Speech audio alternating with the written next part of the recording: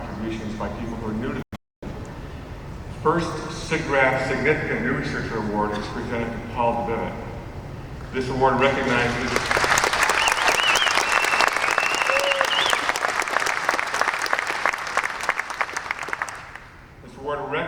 his recent creative and innovative work in the field of image-based modeling and rendering. Paul earned his degrees in math and computer engineering at the University of Michigan in 1992 and a PhD in computer science at UC Berkeley in '96. At Berkeley, Paul joined Jitendra Malik's computer vision group and for his thesis worked with Camilla Taylor to create Facade. I'm sure all remember Facade and the model of the Campanile Tower in the movie that came in 1997. These techniques were also used, and he consulted in applying the techniques in the 1990 film The Matrix. Since his PhD, Paul has worked to develop techniques for capturing real-world illumination through high dynamic range photography. Paul's series of papers, movies, and accomplishments have been a major highlight of recent SIGGRAPH conferences. In the spirit of the very best computer graphics researchers, he has combined his technical and research interests with artistic sensibilities.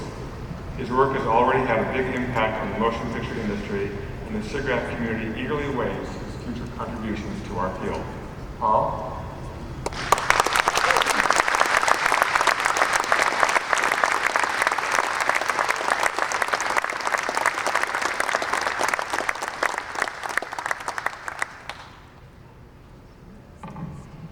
Thank you. My God, it's early.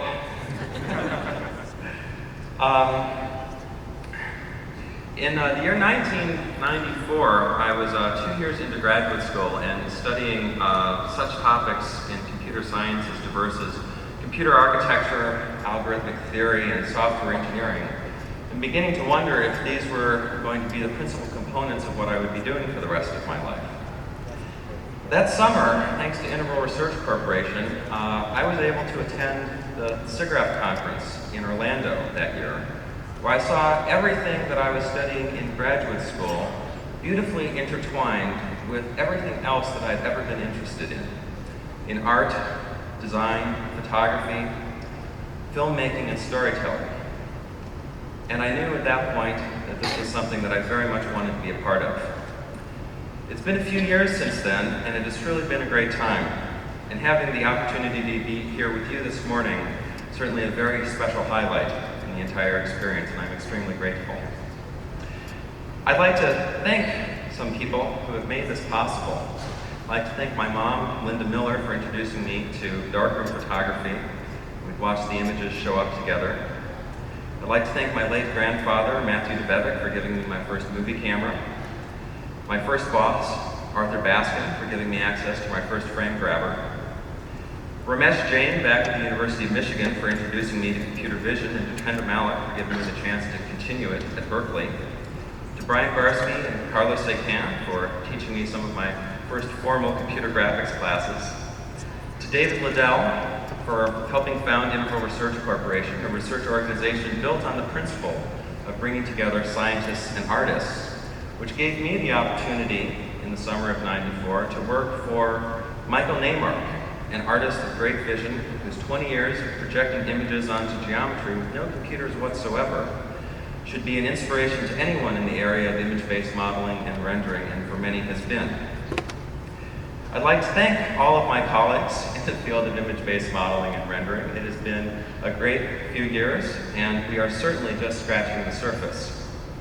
I'd like to single out just a few particularly special people: Mark Lavoie, Pat Hanrahan, Don Greenberg, Ken Perlin, Michael Cohen, and David Salison, whose wisdom and advice have been invaluable and whose own amazing work has set an inspirational standard for my own efforts. I'd like to thank all of my buddies at the ICT, Dick, Bill, Jim, Jackie, Tim, Chris, John, Marcos, Bobby, Fred, Brian, and X-Ray for joining me in helping keeping it all going. And my mom, Lena, Alex, Judy, and Randall for coming out to see me this morning. I'd also like to thank one more person who In 1993, came to Berkeley to give a talk at the electrical engineering department, and because of Bay Area traffic, was detained by about 20 minutes. The AV hadn't been set up right, and all that was available to show the video was a black and white television that was about this big in a room that was far too small to hold approximately 60 people that had shown up to hear him speak, and who, in the course of the next 70 minutes, in these tiny black and white flickering images and the short stories he would tell, completely transfixed everyone in the room and introduced us to so much of what makes SIGGRAPH truly great. And that man was Lance Williams. And the first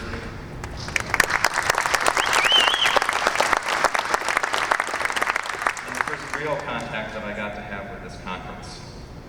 I have just a couple of parting thoughts here, a couple of things that are dear to me that if I had known 5 years ago or felt this way about them back then would have been so useful.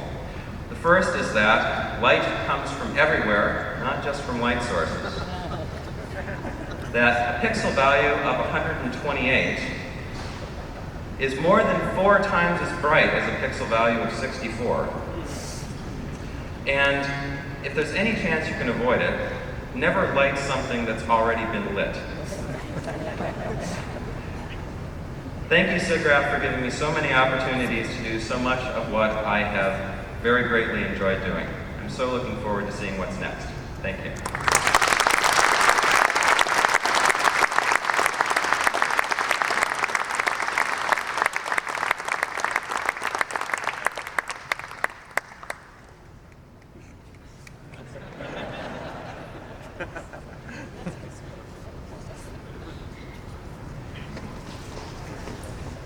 The 2001 Computer Graphics Achievement Award this year goes to Andy Whitkin.